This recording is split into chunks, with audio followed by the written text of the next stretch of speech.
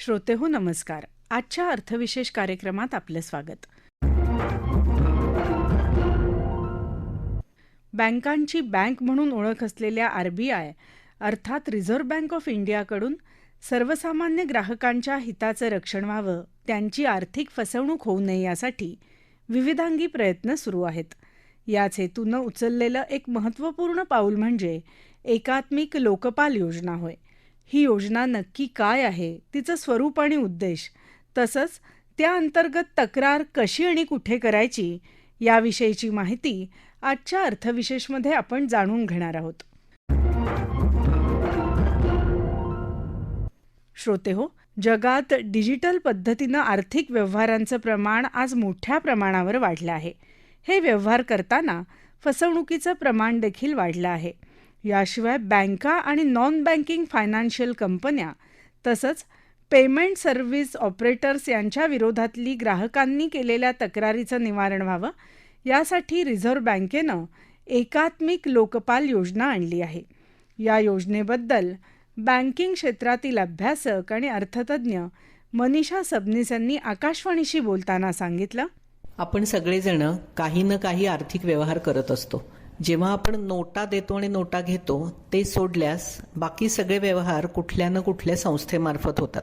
मग ती बँक असेल, NBFC असेल, क्रेडिट कोऑपरेटिव्ह सोसायटी असेल किंवा क्रेडिट इन्फॉर्मेशन कंपनी असतील, वेगवेगळे पेमेंट करणारे व्हेंडॉर असतील म्हणजे गुगल पे, फोनपे सारखे, अशा वेगवेगळ्या माध्यमातून आपण आर्थिक व्यवहार करत असतो.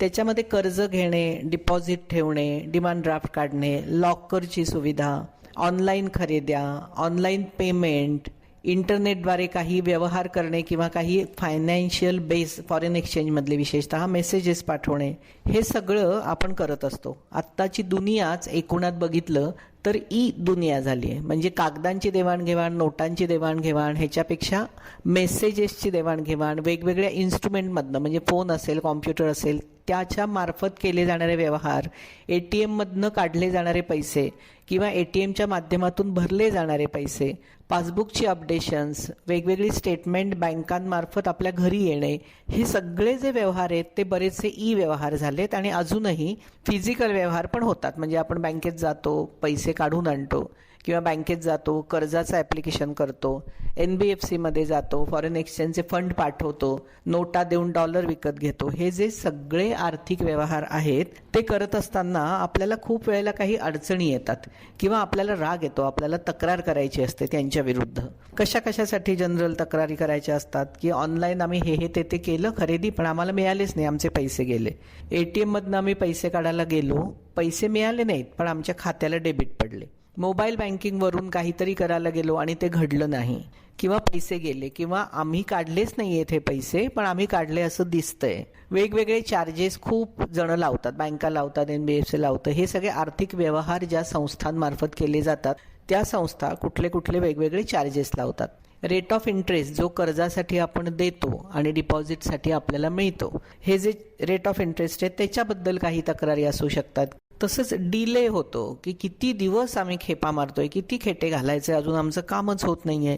कधी डॉक्युमेंटेशनबद्दल शंका असतात की हे डॉक्युमेंट तुम्हाला कशाला हवंय, आम्ही एवढं सगळं दिलंय, आता हे कशाला हवंय, ह्याची काहीच गरज नाहीये. किंवा कधी असं असतं अकाउंट ओपन करताना की आम्ही दिलंय KYC म्हणजे पॅन दिलंय, आधार दिलंय, आता परत कस्टमर प्रोफाईल, हे काय प्रकरण आहे, किती कागद द्यायचे, किती वेळा खेपा मारायच्या, आता हे नाही आम्हाला चालणार आहे, आम्हाला राग आलाय आणि आम्हाला तक्रार करायची तुमच्या विरुद्ध. लोन सँक्शनिंगमध्ये पण असं असतं, लोनचं ॲप्लिकेशन दिला जातो, आम्हाला हे ते कर्ज घ्यायचंय बरं का. बँक किंवा NBFC कुठलीही संस्था, फायनान्शियल इन्स्टिट्यूशन कागद मागते, प्रूफ मागते, CAचं हे ते द्या म्हणते, हा तो कागद द्या म्हणते, इथे सह्या करा म्हणते. असं 15-20 दिवस सगळं दिल्यानंतर बँक म्हणते की नाही बुवा तुम्हाला नाहीच हे कर्ज देता येणार. अशा वेळेला का नाही देता येणार ते तर सांग, एवढं सगळं दिल्यावर.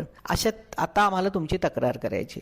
थोडक्यामध्ये विविध फायनान्शियल ट्रान्झॅक्शनच्या बद्दल जेव्हा समाधानकारक सर्व्हिस किंवा समाधानकारक उत्तर किंवा समाधानकारक रिटर्न्स मिळत नाहीत तेव्हा त्याच्या विरुद्ध तक्रार कोणाकडे करायची हे आपल्याला कळत नाही. तर ती तक्रार करण्यासाठी सगळ्या फायनान्शियल इन्स्टिट्यूशनचा हेड किंवा नियमन करणारी कंट्रोलिंग सुपरवायझिंग अथॉरिटी म्हणजे रिझर्व्ह बँक ऑफ इंडिया, भारतीय रिझर्व्ह बँक ही या सगळ्यांची हेड आहे, राजा आहे. त्याच्या त्याच्यामुळे त्याच्याकडे आपण तक्रार करू शकतो.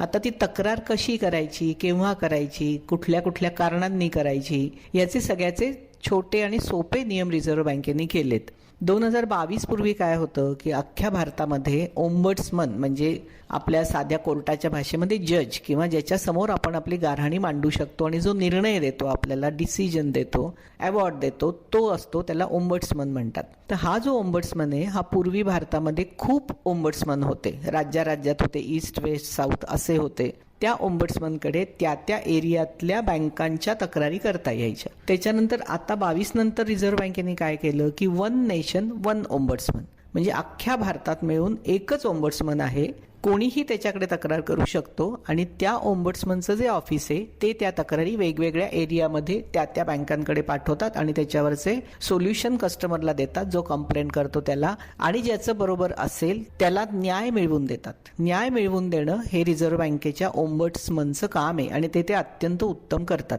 समजा बँक चुकीची ठरली तर बँकेला ते पेनल्टी लावतात, बँकेला रेट ऑफ इंटरेस्ट जास्त त्या माणसाला द्यायला लावतात, जे काही असेल ते करतात. आणि ते करण्यासाठीची जी योजना आहे ती म्हणजे रिझर्व्ह बँकेची एकात्मिक लोकपाल योजना. लोकपाल म्हणजे ओम्बड्समन.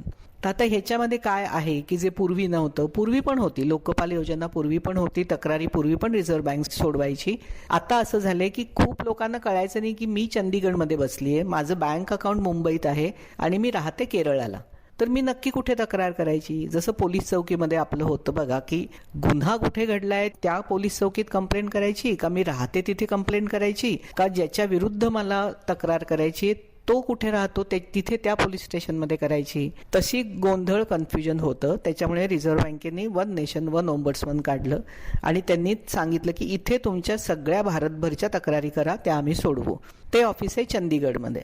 त्याचा पत्ता आहे केंद्रीकृत प्रसंस्करण केंद्र, reserve bank of India, Chandigarh 160017. या पत्त्यावर तुम्ही तुमच्या लेखी कंप्लेंट पाठवू शकता किंवा त्यांची साईट पण आहे https://cms.rbi.org.in. ह्याच्यावर तुम्ही तक्रार ईमेल केली तर ते सोडवतात. आता ही तक्रार कशासाठी करायची, कुठल्या कारणासाठी करायची, तर त्याच्यामध्ये पूर्वी त्यांनी खूप ग्राउंड्स दिली होती की 1 2 3 4 5 ह्याच्यापैकी तुमची तक्रार असेल तर ती ओम्बड्समनकडे करा, नाही तर करायची नाही. आता त्याच्यात त्यांनी सुधारणा असं केली की सगळ्याचं मिळून एकच त्याने नाव ठेवले, डेफिशियन्सी इन सर्व्हिसेस. म्हणजे तुम्हाला अपेक्षित सर्व्हिस मिळाली नाही अशा या हेडखाली तुम्ही कशाही बद्दल तक्रार करू शकता. तर ती तक्रार केव्हा आरबीआय एंटरटेन करते, जेव्हा तुम्ही तुमच्या बँकेकडे तक्रार केलेली आहे आणि 30 दिवसांच्या आत किंवा 30 दिवसांपर्यंत तुम्हाला त्याचं तुमच्या मनासारखं सोल्युशन मिळालेलं नाही. असं जेव्हा तुम्ही 30 दिवसांनंतरही जेव्हा तुम्ही अनसॅटिस्फाईड राहता तेव्हा तुम्ही रिझर्व्ह बँकेकडे तक्रार करू शकता आणि रिझर्व्ह बँक त्याच्यामध्ये लक्ष घालते. श्रोते हो, भारत हा आर्थिक व्यवहार डिजिटल पद्धतीनं करणारा जगातला अग्रेसर देश म्हणून पुढे आला आहे.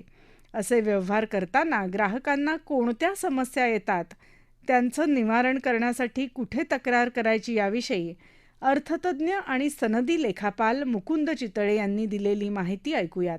आपल्या प्रत्येकाचे काही ना काहीतरी व्यवहार असतात. त्या व्यवहारामध्ये पैसे हा नेहमीच इन्व्हॉल्वमेंट गोष्ट असते आणि बँक किंवा इतर संस्थांशी आपण जे काही व्यवहार करतो त्याच्यामध्ये त्यांच्याकडनं काही गोष्टी आपण सर्व्हिसच्या फॉर्म मध्ये घेत असतो. या सर्व्हिसमध्ये जर काही कमी पडलं तर त्याच्यामध्ये ज्या तक्रारी असतात त्या तक्रारी करायला आतापर्यंत ऑम्बुड्समन स्कीम अशा वेगवेगळ्या होत्या.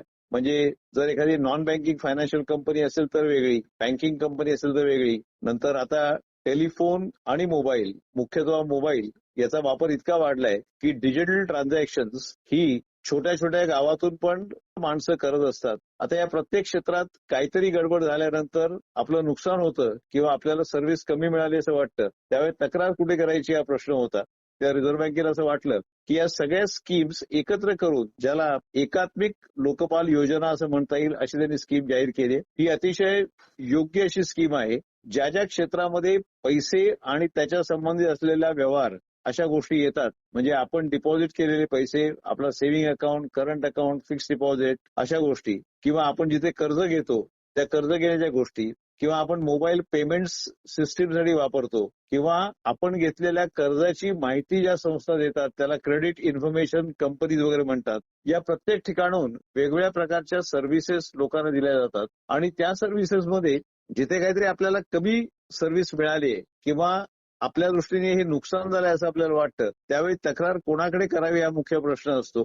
या नवीन स्कीम प्रमाणे त्यांनी असं म्हटलंय की या ज्या आहेत त्या सगळ्यांना त्यांनी रेग्युलेटेड एंटिटी असं म्हटलंय आणि या रेग्युलेटेड एंटिटीमध्ये प्रथम त्याच संस्थेकडे आयदर इलेक्ट्रॉनिकली म्हणजे ईमेलनी किंवा फिजिकल आपण तक्रार करणं आवश्यक आहे. ती तक्रार केल्यानंतर 30 दिवसाच्या आत त्या संस्थेने जर आपल्याला योग्य प्रमाणे उत्तर दिलं नाही किंवा त्याच्यात आपलं सॅटिस्फॅक्शन झालं नाही तर रिझर्व्ह बँकेने त्यांच्या साईटवर त्याचे डिटेल्स दिलेले आहेत. ते सगळे काय आता मी सांगत नाही, परंतु त्या साईटवर जाऊन ज्याला लोकपाल योजना म्हटलंय त्या लोकपाल योजनेमध्ये आपण पहिल्या दिलेल्या कंप्लेंटची कॉपी आणि आपलं काय म्हणणं आहे ते मांडू शकणार आपण आहोत. त्याच्यानंतर तिथे जे ऑम्बुड्समन असणार आहेत किंवा लोकपाल असणार आहेत ते त्या तक्रारीचा विचार करून त्या रेग्युलेटेड एंटिटीलाही विचारतील की त्यांनी या कशा प्रकारे हे काम केलंय किंवा कुठे कमी पडतायत आणि त्याच्यावर निर्णय देऊन तो निर्णय त्या रेग्युलेटेड एंटिटीला मदतगार राहील. बऱ्याचदा असं असतं की पैशाच्या व्यवहारात बँक ही फारच ताकदवान असते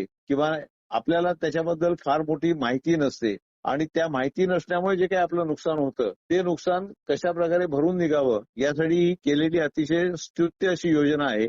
मला असं वाटतं की या बऱ्याचशा ठिकाणी आपल्याला जे काय अधिकार आहेत हेच आपल्याला माहिती नसतात. मुख्य अधिकार असा दिला जातो की आपण जे पैसे खर्च करतो त्या खर्चाबद्दल आयदर आपल्याला ठरलेला प्रॉडक्ट किंवा ठरलेली सर्व्हिस मिळाली पाहिजे किंवा आपण जे कर्ज घेतलंय त्या कर्जाबद्दल जे आपल्याला व्याज लावलं जातं ते आपल्याला आधी सांगितलेलं असतं तेवढंच व्याज लावलं पाहिजे किंवा ठरवलेल्या टर्म्स कंडिशन त्याप्रमाणेच पूर्ण केल्या पाहिजेत. या अशा जर टर्म्स कंडिशन पूर्ण केल्या नसतील तर त्याच्या विरुद्ध तक्रार करण्याचा अधिकार आपल्याला आहे. याच्यात तक्रार करणं हे महत्वाचं नसून आपल्याला मान्य झालेले अधिकार मिळाले नाहीत आणि त्याच्याबद्दल मी जागरूक आहे म्हणजे ग्राहका तू जागरूक राहा हे जे कायम सांगणं असतं हे सांगणं आर्थिक क्षेत्रामध्ये अतिशय आवश्यक असतं आणि त्याच्यासाठी अतिशय योग्य अशी ही योजना रिझर्व्ह बँकेने सुरू केलेली आहे. यातनं काही गोष्टी समोर येतात की आपण कुठलाही व्यवहार करताना आपण काय व्यवहार करतोय आणि त्या व्यवहाराबद्दल आपल्याला पूर्ण माहिती आहे की नाही हे प्रत्येकाने जाणून घेणं आवश्यक आहे. पुष्कळदा कोणीतरी काहीतरी सांगितलं म्हणून माणसं पैसे खर्च करतात